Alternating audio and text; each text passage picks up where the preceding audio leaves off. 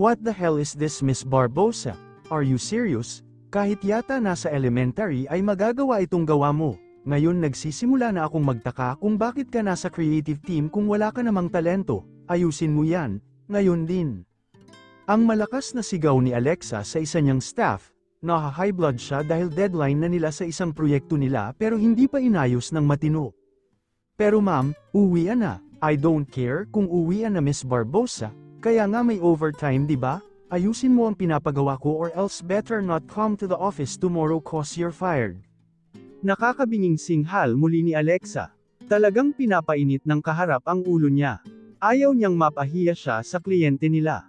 Kung kinakailangang lagi siyang nakasigaw upang sipagan ng mga empleyado sa kanilang trabaho ay gagawin niya. Alam niya kung gaano kahirap maghanap ng trabaho sa panahon ngayon, kaya mahihirapan ang mga itong bitawan ang kani-kanilang trabaho at mas nanaisin na lamang na ayusin ang trabaho. Gagawin mo ba o hindi? Mariing tanong sa natitigil ang kaharap. Gagawin na po ma'am, alumpihit na wika saka pumihit papaalis sa kanyang opisina.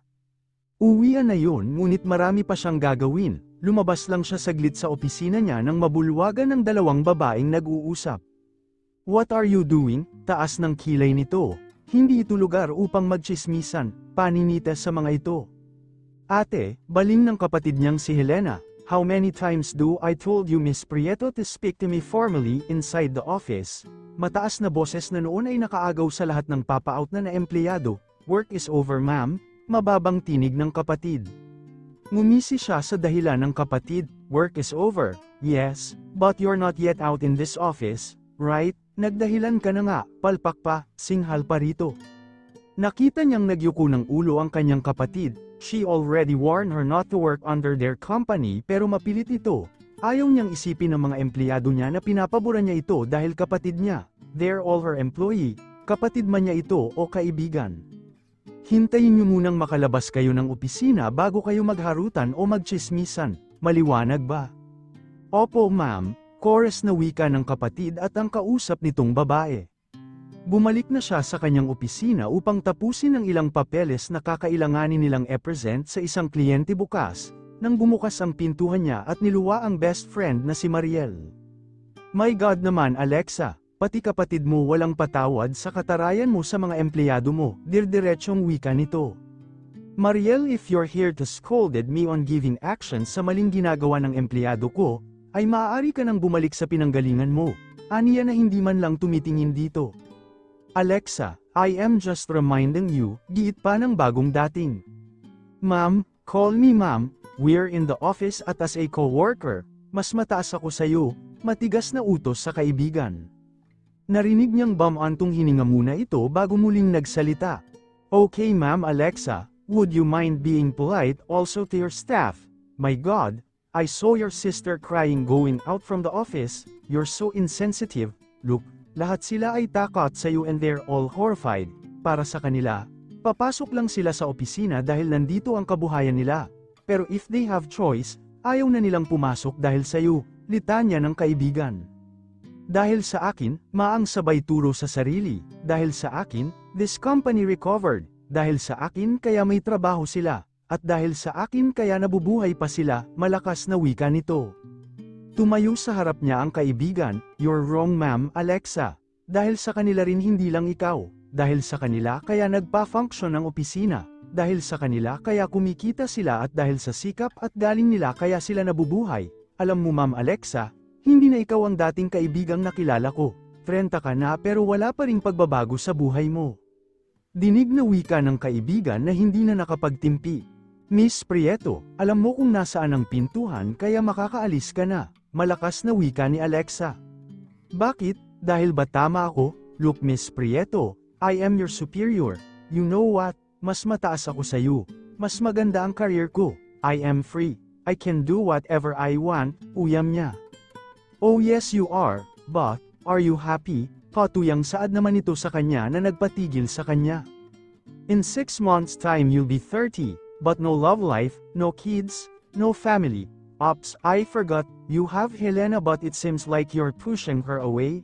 Anyways, I just came here to tell you that your new graphic designer will be coming tomorrow.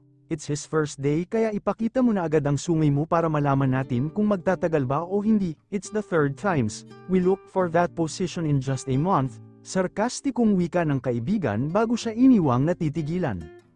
Nang mawala na ang kaibigan ay saka lamang siya napaluha, luha ng pagkatalo. Tama ang kaibigan, hindi siya masaya. Maaaring narating niya ang buhay na pinapangarap noon pero kapalit noon ay ang kaligayahan niya. Hindi niya naranasang umibig mula nang ipahiya siya ng lalaking kanyang hinahangaan at iniibig ng palihim. Nasa ikalawang baitang pa lamang siya ng sekundarya nang magsimula siyang magkagusto sa isang gwapo nilang kaklase. May kaya kasi ang pamilya nito kaya nagagawa nitong bilhin ang lahat ng nais maging ang mga usong damit. Eugene O, gusto ka raw nitong si Alexa O, hiyawan at Tujo ng kanyang kaklase. Hiniram kasi ni Topher, isa sa kaklase niya ang notebook niya sa math dahil kokopyahin daw nito ang ilang aralin na nakaligtaan nito. Dahil ilang araw na pagliban, dahil likas siyang matulungin at mabait ay pinahiram ang kwaderno niya, ngunit doon pala magsisimula ang lahat. Nakaligtaan niyang pilasin ang ilang pahina sa likod ng kwaderno, kung saan nakasulat ang isang liham para sa lalaki, at ang pagtatali niya ng kanilang pangalan gamit ang larong Flames Hope. Napuno ng kantsawan at hiyawan sa buong klase nila kasabay ng pagbabasa ng mga ito sa kanyang love letter at ang resulta ng laro. O ito Eugene, ha, sweetheart married, naku, kayo palang magkakatuluyan nitong si Alexa Tujo sa kanyang crush. Katulad niya ay tahimik lamang itong nakamasid ng maya-maya ay lumapit ito sa kanya. Kumabog bigla ang dibdib habang nakamasid siya habang papalapit ito. At nang ganap na nasa harap ay nabigla na lamang siya nang binuhos nito sa ulo ang juice na iniinom ng isa pa nilang kaklase sa tabi niya. Doon ay bumaling ang galit sa dibdib niya. Hindi pa nakantento ang lalaki dahil nagbitaw pa ito ng mga salitang tumatak sa kanyang isipan. Alam mo Alexa, kahit ikaw na ang nag-iisang babae sa mundo ay hindi kita magugustuhan. Tignan mo nga ang damit mo. Paulit-ulit, wala ka na bang ibang maisuot? Nakakadiri ka, hampas lupa. Mga salitang tumarak sa kanyang buong pagkatao. Ma'am, hindi pa po ba kayo uuwi? Magsasara na po ang building anumang oras. Malakas na wika ng isang security guard. Bigla siyang napaayos ng upo dahil hindi niya namalayan ang oras ay alas 8 na pala ng gabi at halos doon na siya makatulog. Pa, kumusta na kayo rito? Hindi ka ba nahihirapan dito? Nag-aalalang tanong niya sa ama. Isang buwan din kasi siyang hindi nakadalaw dito. Okay lang ako anak, ikaw, kumusta ka na? Garalgal na boses ng ama. Okay lang ako papa, isang taon na lamang ay magiging ganap na abogado na ako, masayang pagbabalita rito. Ngumiti ang ama, masaya ako para sa iyo anak, anito sabay hawak sa kanyang balikat. Mag-ingat ka lagi anak, maswerte ako at nagkaroon ako ng anak na matapang katulad mo. Huwag kang mag-alala papa dahil ako mismo ang lilinis sa ating pangalan, pangako sa ama. Natatakot ako para sa iyo anak, sana nga ay mapagtagumpayan mo ang nais mo, wika naman ng ama. Mabilis na tapos ang 30 minutos na binigay sa kanila, muling kinuha ng mga pulis ang ama at muling pinasok sa selda nito. Magbabayad ang mga gumawa sa iyo nito papa, magbabayad sila, sumpa niya habang nakikitang halos kalad ka rin ng mga pulis ang kanyang ama. Mabibilis ang mga hakbang ni Gavans patungo sa elevator ng gusaling yun, 5 minutos na kasi siyang late sa kanyang unang araw sa trabaho sa advertising company na yun bilang isang part-time researcher, galing pa kasi siya sa trabaho niya bilang delivery ng isang sikat na fast food chain. Punuan at siksikan pa ang elevator, dahil late na siya ay nakisiksik na rin siya, mabilis na pinindot ang close ng elevator nang may humarang, isang humahangos na babae yun. Napakaganda ng babae pero tila pinanawan ng ngiti ang labi nito dahil nakabusangot ito, idagdag pa ang nakakunot nitong noo na binagaya ng buhok nitong maayos ang pagkakahawi at pagkakapusod.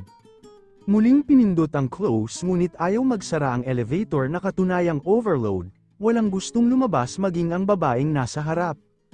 Buisit na buisit si Alexa dahil hindi man lang siya ginising ng kapatid. Kagabi pa ito hindi siya kinikibo dahil sa ginawang paninigaw rito sa opisina nila. Maging sa bahay ay hindi siya nito pinapansin, nun ka ba namang hindi siya nito gisingin, yan tuloy ay naghahabol siya.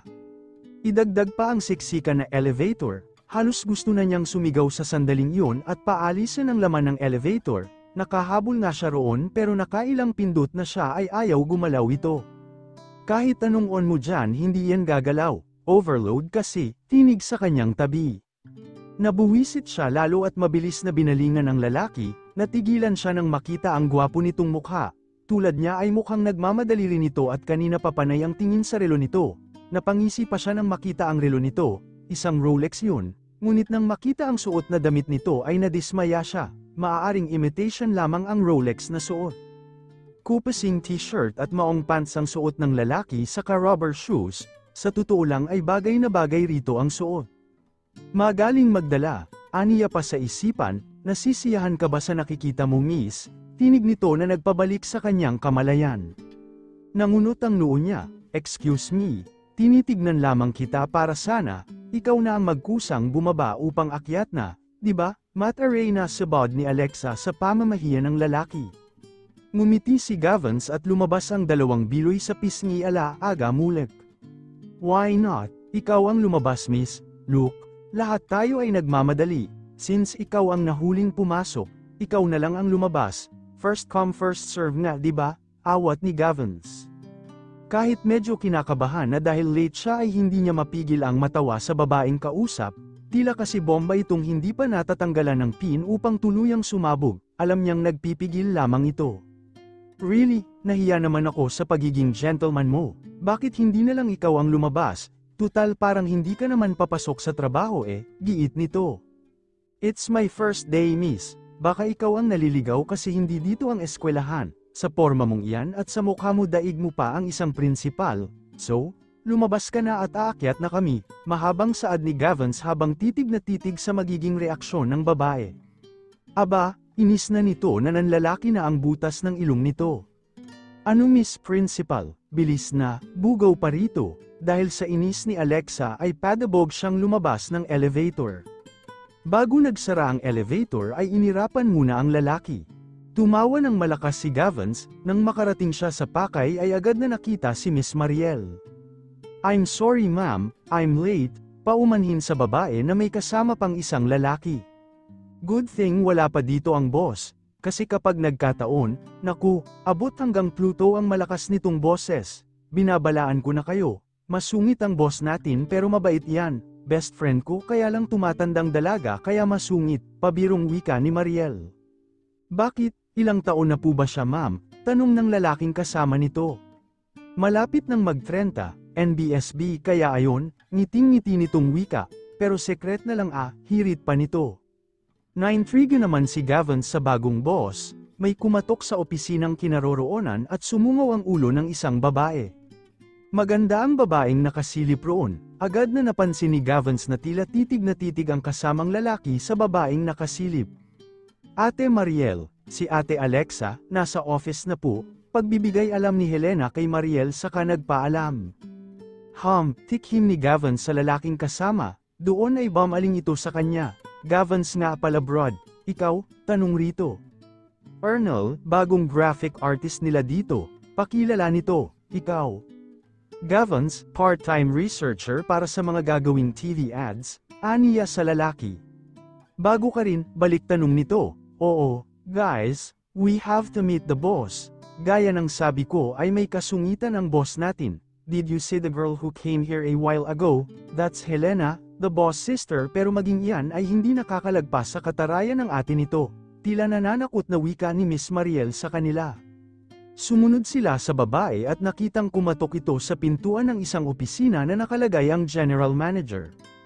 Pasok, tinig ni Alexa, alam niyang si Mariel na yun at ang bagong graphic artist nila. Hindi nga siya nagkamali nang makita si Mariel kasama ang dalawang lalaki.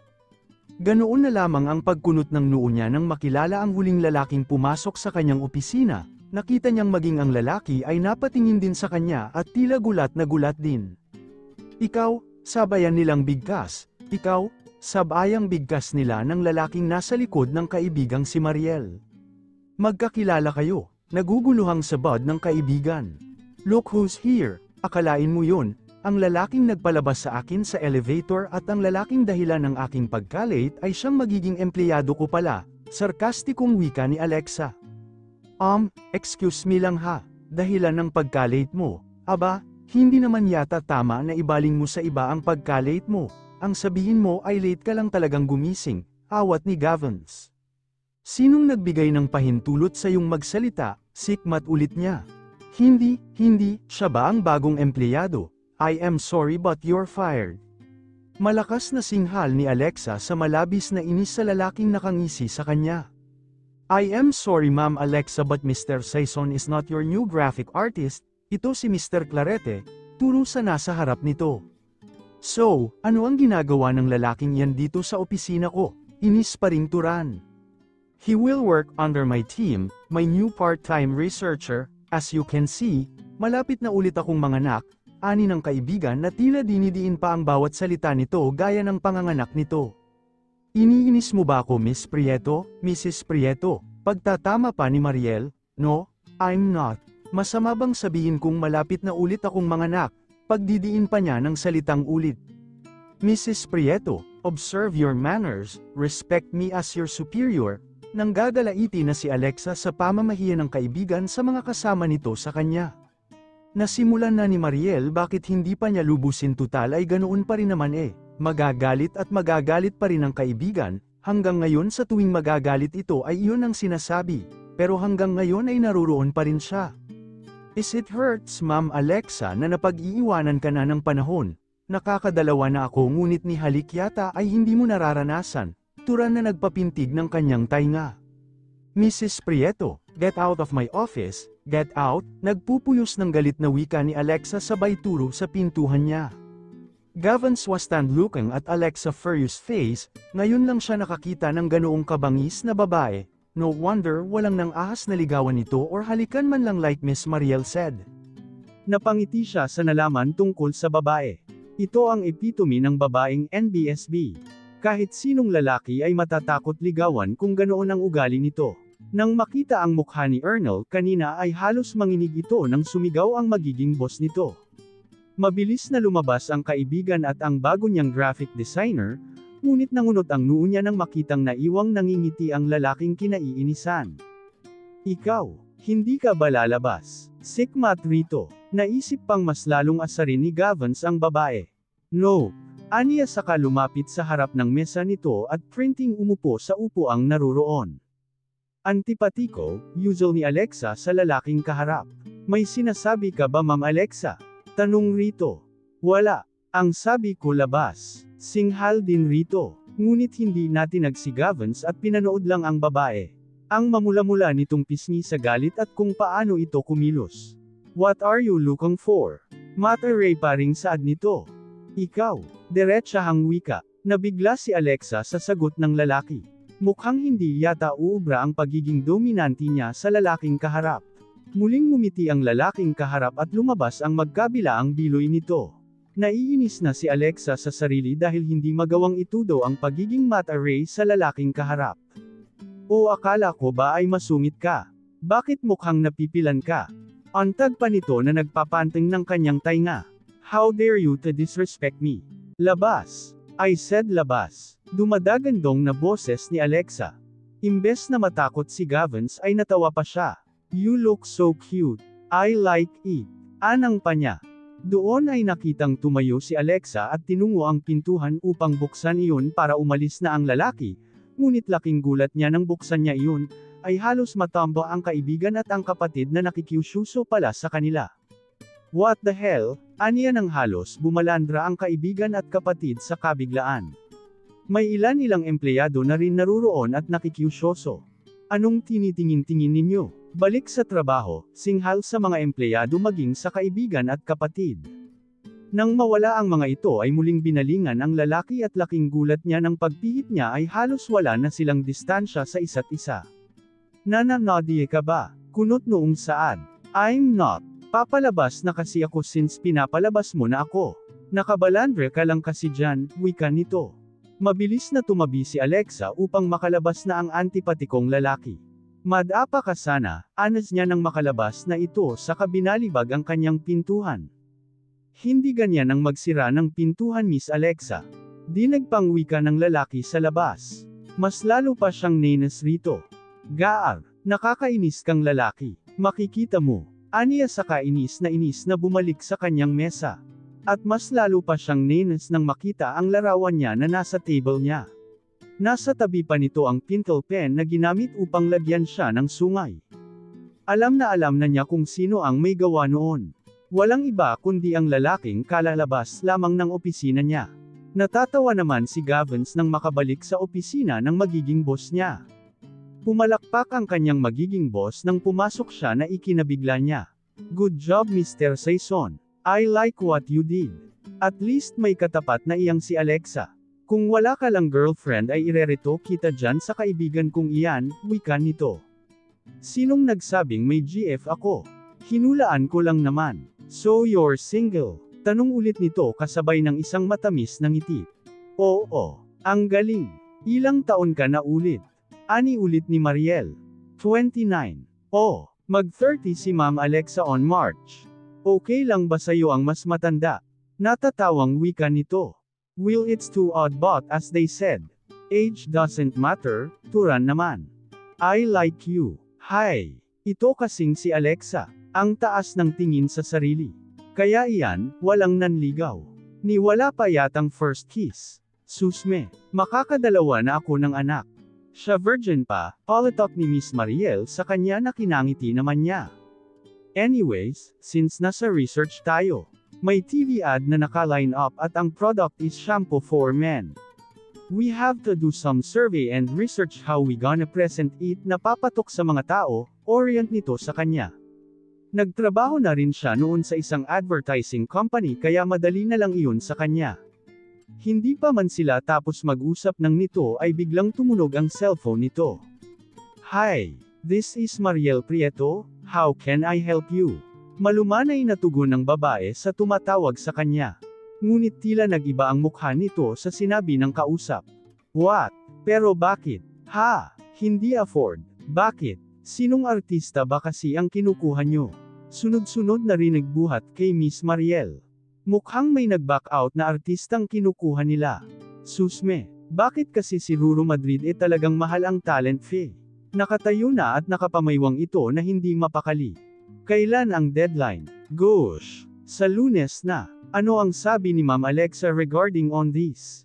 Tanong niya sa kausap. What? Anak ng kuting. Tiyak na namang lilipad ang mga tainga ninyo niyan. Try Joshua Garcia, Raver Cruz kung papayag sila sa presyo. Ito naman kasi si Alexa, ang kuripot, bakit di naman laki-lakihan ang budget kapag artista ang gusto ng kliyente, inis na wika sa kabina ba ang cellphone nito saka tumingin sa kanya. Napangiti siya sa boss niya. Tila mapapaanak ito sa problemang binalita ng tumawag. Nang umiti siya ay lumabas ang magkabila ang biloy niya. Nakitang nanlalaki ang mata ng boss niya saka kinuha ang cellphone nito. Hello, Arnie. Okay, tell me if you find someone early morning tomorrow. If wala, well wala tayo magagawa kundi ang kumuha ng iba. I found one pero isasabak ko lang siya kapag wala talagang pumayag, diretsahang wika sa tinawagan nito. Matapos muling ibaba ang cellphone nito ay pinatayo siya nito. Napamaang siyang sinunod ang utos nito. Pakitanggal ang shirt mo, utos nito. Ha, patakaran sa demand. Sige na saglit lang ito. Besides, shirt lang. No worries, harmless ako. May titingnan lang ako, anito. Wala na siyang nagawa kundi ang sundin ito. Hinubad niya ang kanyang shirt. Nakitang napangiti si Miss Mariel sa kanya sa kasumenyas ito na umikot siya na ginawa naman niya. Nakahubad baro siya nang biglang bumukas ang pintuhan at niluwa noon ang gulat na mukha ng isang babae. What the hell is this? Bulalas ni Alexa nang tumambad sa kanya ang katawan ng lalaking kanina ay nasa opisina. Naitakip pa niya ang palad sa mukha. Ay, ang owa mo Ma'am Alexa. Hindi po siya fully. Half lang, ani ni Mariel nang makitang nagtakip pa talaga ng mukha ang kaibigan. Magdamit ka nga, singhal sa lalaki sa bumaling kay Mariel. Mind to tell me bakit shirtless ang lalaking ito ha, Mariel? Napangiti si Mariel. Glad you call me in my first name Ma'am Alexa. Well, sinisipat ko lang naman baka kasi pwede na. Tila nagsisimula na namang mangasar ang kaibigan niya. My God, magdadalawa na ang anak mo. Don't tell me na ngayon ka pa magloliko. Ani ni Alexa na kinatawa ng kaibigan.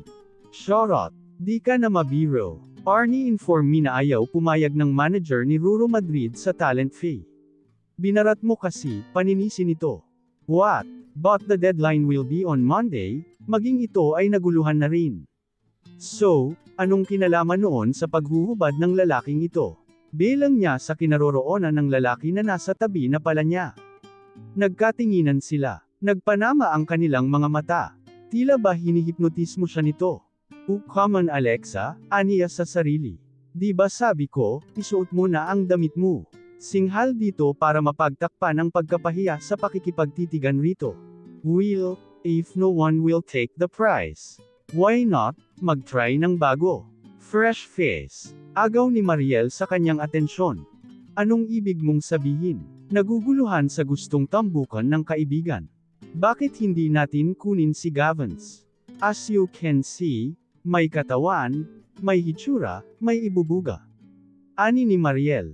Well, may punto ang kaibigan niya pero yung ideyang ang Herodes na lalaking ito ang magiging model nila. Sinuswerte. What do you think Ma'am Alexa? Isn't it great? Makakamenos pa tayo. Masayang wika ni Mariel. Anyways, Gavins, nagpupunta ka ba sa gym? In fairness maganda ang katawan mo. Baling pang muli ng kaibigan na tila hindi makaget over sa kamakan ng lalaki. Oo noon. Noong nakakaluwag-luwag pa pero hindi na ngayon. Siguro epekto na lang iyan ng pagbubuhat ng mga orders, natatawang tugon naman ni Gavins. Oo, noong nakakaluwag-luwag pa. Tumatak sa isip ni Alexa. Naisip niyang siguro ay may kaya ang pamilya nito ngunit mahusay na trabaho. Nabangkarot ang negosyo kaya naghirap. Iyon ang tumatakbo sa isipan sa narinig buhat sa lalaki. Oh I see. At least ay nami-maintain mo ang katawan mo. Anyways, I saw that you're still in school. Narinig pang tanong ni Mariel sa lalaki. Ewan ba ni Alexa kung bakit maging siya ay naging interesado sa buhay ng lalaki at napataas kilay siya sa huling tanong ng kaibigan. At his age ay nag-aaral pa rin ito, aniya sa isipan. Yeah, hopefully next year ay matapos ko na. It's been too long. Finally, magiging abogado rin ako, nakangiting wika ni Gavins. Sa narinig ay napamaang si Alexa. Hindi pala basta-basta ang lalaking nasa tabi. Oh, mukhang natigilan ka yata Ma'am Alexa. Puna ni Mariel sa kanya. Wala. I have to go, nahihiyang wika niya. Ngunit nang maalala ang hawak na frame ay muli siyang pumihit pabalik sa harap ng lalaki at pinakita ang larawan niya na nilagyan nito ng sungal. Ikaw ba ang may gawa nito? Matiim na turan rito. Yes. Tahasang pag-aamin nito. Nakita ni Gavins na naningkit ang mata ng babae sa pag-amin. Titingnan niya kung ano ang gagawin nito. Mabilis na lumapit si Alexa sa lalaki at padaskol na nilapit dito ang frame. O iyan. Isaksak mo sa baga mo. Galit na wika nito. Ayoko nga. Sa puso pwede pa. Sabay kindat rito. Salamat sa maganda mong larawan. Akin na ito, malakas na wika ni Gavins na pidgel ang tawa sa nakikitang hitsura ni Alexa. Nang mapagtanto ni Alexa na larawan niya nga pala iyon ay mabilis na bumalik upang bawiin ang kanyang larawang naka-frame ngunit ayaw nitong ibalik sa kanya. Matangkad si Gavins kaya nahirapan siya ng agawin iyon. Sa pakikipag-agawan sa lalaki ay hindi niya namamalayang halos yakapin na pala niya ito. Malalakas na pagtikhim ang kanilang narinig dahilan para matigilan silang dalawa. Kung magyayakapan kayo baka pwede ay sa opisina mo na lamang Ma'am Alexa. Medyo nakakaselos kasi lalo na at nasa UK ang asawa ko. Nananadyang bugaw ng kaibigan. Doon lamang siya natigilan na halos yakapin na nga niya ang lalaki maaga lamang ang larawan niya. Akin na kasi iyan. Sikmat rito. Binigay mo na kaya wala nang bawian, tugon ni Gavins. Akin na kasi. Galit ng wika. Okay. Ibibigay ko pero in one condition. Give me a kiss or should I say, can I have your first kiss? Tudyo ng lalaki sa kanya. Nakita ni Gavins ang pagdilim ng mukha ng babae habang nakalayo na sa kanya. Ngunit maya-maya ay nakitang muling nilapit ang mukha nito sa kanya. Napangisi siya ng tila hahalikan na siya nito nang biglang isang nakakatulig na sampal ang damapo sa kanyang pisngi. Isang malakas na sampal ang damapo sa pisngi ni Gavins. Halos mabingi siya sa lakas noon kaya agad na sinapo ang pisngi. Maging si Alexa ay natigilan sa lakas ng sampal niya at si Mariel ay napatili. Himas ang pisngi ay tumingin ng matiim si Gavin sa babaeng tila nagising sa ginawa nito. Nahihiyang binawi nito ang palad at nagyuko. Iba ka rin, panimula niya. No wonder at your age ay wala ka pang asawa o boyfriend man lang. Ibang romansa ang iyong pinapalasap, nakakalokong saad ni Gavins. Bastos. Bawi ni Alexa. Nagsisi pa man din siya sa pagsampal dito pero sa sinabing iyon ng lalaki ay mas lalong nagatungan ang pagkainis dito. No worries, I think I like that. Car inyo brutal, nakangising wika kahit medyo masakit pa rin ang pisngi sa pagsampal nito. Nakita ang paniningkit ng mata ng babae sa galit. Ngunit imbes na muli siyang sampalin nito ay parang batang nagdabog patungo sa pintuhan. Ops! Nakalimutan mo itong napakaganda mong picture, aniya sabay abot sa kanina pa nito gustong bawiin. Isaksak mo sa baga mo o mas tamang ipukpok mo sa ulo mo at maalog Mr. Saison. Bastos ka na hambog ka pa. Inis na wika sa kalumabas sa pintuhan. Habol-habol ang hininga ni Alexa nang makalabas sa opisina ng kaibigan. Natutap pa ang dibdib sa labis na emosyong naroroon. Hindi malaman kung galit ba o inis o di kaya ay talagang may binubuhay na ibang emosyon ang lalaking nasa loob ng silid na nilabasan. Nang tumingin siya sa paligid ay may ilang pasilip-silip sa kinatatayuan. Kaya muli siyang umayos ng tayo at naglakad patungo sa kanyang opisina. Ngunit bago siya pumasok ay muli siyang tumingin sa mga empleyado. Tahimik ang mga ito sa kani-kanilang cubicle at nahuli ang minsang pagsilip ng kapatid. Nagtama ang kanilang mga mata. She was 20 years, nang mamatay ang kanilang mga magulang. Pagarahi na noon ng ama nila sa pamamassada kasama ng ina ng ma-accident ang mga ito at sa kasawiang palad ay pareho silang idineklarang dead on arrival. Katatapos niya lang noon ng kolehiyo sa kursong Business Administration major in Marketing at 11 years old naman ang kapatid. 9 na taon ang tanda niya kay Helena. Kaya halos siya na ang bumuhay at nagpaaral dito hanggang magtapos din sa kursong Business Management, at piniling magtrabaho sa kanilang kumpanya. Noong una ay mahigpit ang naging pagtutol dahil ayaw niyang makaapekto ang trabaho nila sa kanilang ugnayan pero mapilit ito kaya pumayag na rin siya dahil naisip niyang mababantayan ito. Nakitang nahihiyang nagbawi ng tingin ang kapatid. Ngunit ilang saglit lamang ay muling sumilip ito kaya hindi na niya naiwas ang ngitian ito. Ngiting ipinagdamot ng mahabang panahon rito dahil sa pagkakasubsob sa trabaho. Nakitang sumilay rin ang munting ngiti sa labi nito kaya kahit naiinis ay nalugod ang kanyang puso sa ngiting iyon ng kapatid. Matapos ng 2 oras ay may kumatok sa kanyang pintuhan. Come in, aniya at sumungaw roon ang magandang mukha ng kapatid. Nakangiti ito habang may bitbit. Nilapag nito roon ang dala nito. Alam kong hindi ka pa nagla-lunch ate kaya dinalhan kita. Tipid ng ngiti nito sa kamuling tumalikod at tinungo pabalik sa pintuhan. Helena, tawag niya at lumingon naman ito. Salamat, sabay ngiti.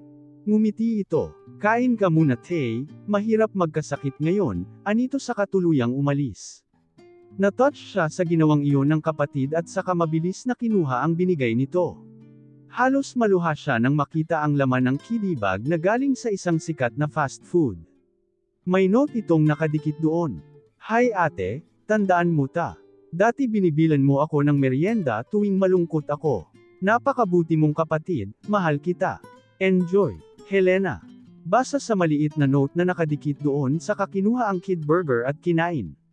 Natulo ang luha habang matamang ninunguya ang burger na kinagat nang biglang bumukas ang kanyang pintuhan.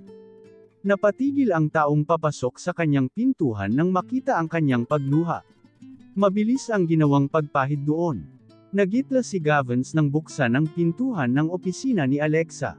Inutusan kasi siya ng boss na si Miss Mariel, upang ibigay ang ilang papeles sa babae nang makitang lumuluha ito habang kinakain ang kiddie meal. Mabilis nitong pinahid ang mga luha saka muling bumanjas ang mukha nito. Anong ginagawa mo rito? Mariing tanong nito. Tikhim upang maalis ang pagkakabara sa kanyang lalamunan. Doon niya lang nakitang may kahinaan din pala ito. Pinabibigay ito ni Ma'am Mariel. Aniya habang papalapit sa babae abot ang white folder. Inabot iyon ni Alexa ngunit hindi pa rin siya umalis sa harap nito.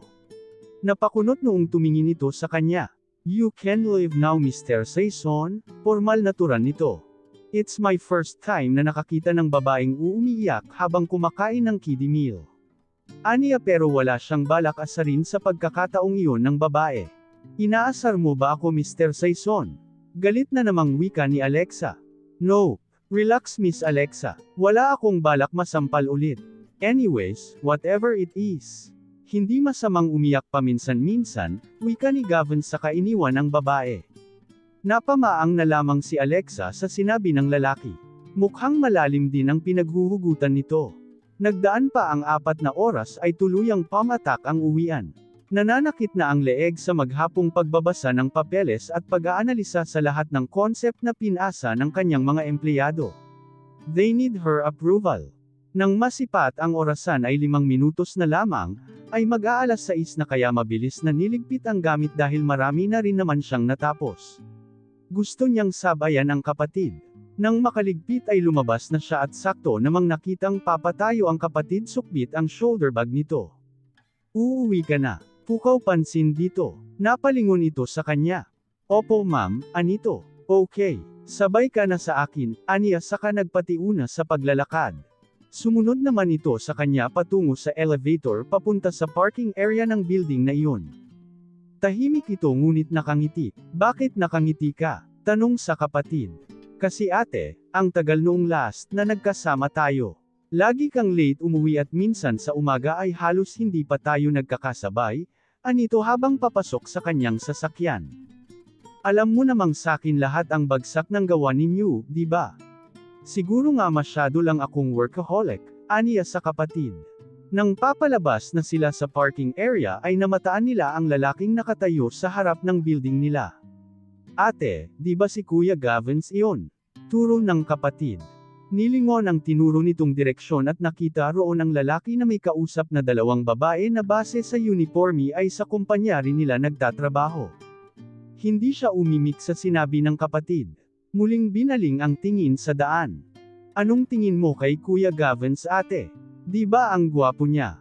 Ngiting baling ng kapatid sa kanya. Napakunot-noo siya sa sinabi ng kapatid. Bakit? Gusto mo ba? Hiba't balikat na wika. Oo. Doon ay tuluyan siyang napalingon sa kapatid na nakatingin din pala sa kanya. Unti-unting lumuwag ang pagkakangiti nito. Oo gusto ko siya para sa'yo, sabi niya. Doon ay napairap si Alexa sa kapatid na natatawa. Joke ba yun? Inis na bilang sa kapatid.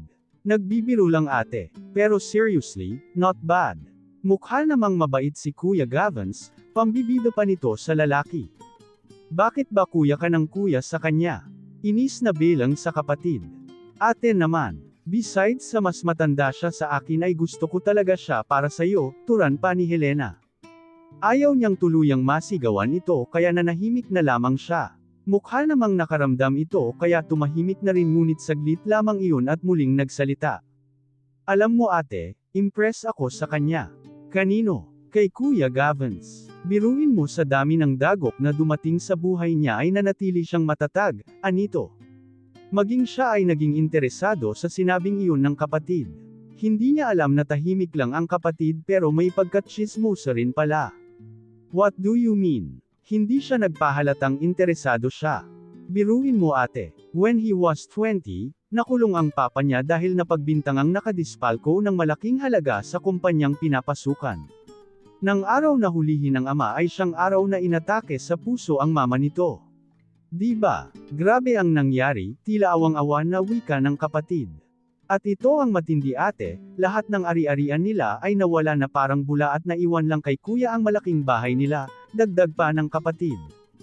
Mas lalo siyang naging interesado sa buhay ng bagong empleyado. Muling namayani ang katahimikan sa kanilang dalawa. Kaya pinipilit ni kuya na makatapos ng abogasya dahil gusto niyang siya mismo ang lilinis sa pangalan ng kanyang ama. Dagdag pa ng kapatid na siyang hinangahan sa lalaki. Tuon pa rin ang mata sa daan habang nagmamaneho nang muling balingan siya ng kapatid. Ikaw ate, wala ka bang planong mag-asawa? Tanong nito. Napatigil siya sa tanong ng kapatid. Kailan nga ba siya mag-asawa? Malapit na siyang mag-30 ngunit ni isa ay walang nang ahas na manligaw sa kanya. Sa una nagpapakita pa ng interest ang lalaki sa kanya pero kalaunan ay nawawala rin kapag nalaman na nila ang ugali niya. Gabi na nang makauwi si Gavin sa kanila. Tanaw na niya ang malaki nilang bahay ngunit habang papalapit sa tanging alaala sa kanyang yumaong ina at sa karangyaang tinamasa noon. May kadiliman na ang bahay hindi gaya noon. Noong nabubuhay pa ang ina at malaya pa ang ama.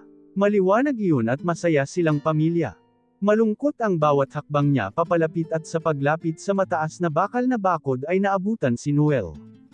Kuya, kararating mo lang din ba? Bati nito sa kanya na batid niyang katulad niya ay kararating lang din. Oo, ikaw. Musta ang pag-aaral mo at trabaho mo? Tanong rito. Okay lang kuya, anito? Si Noel at kasintahan nitong si Aizel ay kasama sa bahay niya. Nakilala noon si Noel sa fast food na pinapasukan. Nakakwentuhan hanggang masabi sa kanya ang problema nito dahil nabuntis nito ang kasintahan niya. Batid niyang kapag nalaman ng magulang niya at ni Aizel ay itatakwil sila ng mga ito at hindi nga sila nagkamali. Bata pa sila at wala pang ganoong kakayahan upang mabuhay ng sila lamang. Kaya nang makita si Noel na gulong-gulo ay tinulungan niya ito. Katulad niya ay working student ito at mataas ang pangarap ngunit dahil mapusok ito ay nadala. Ngunit ayaw niyang masayang ito dahil sa kakitiran ng utak ng mga magulang nila ni Aizel. Niyaya niyang doon sila tumira kapalit ng pagtulong sa kanya upang mapanatili ang kalinisan ng malaki nilang bahay.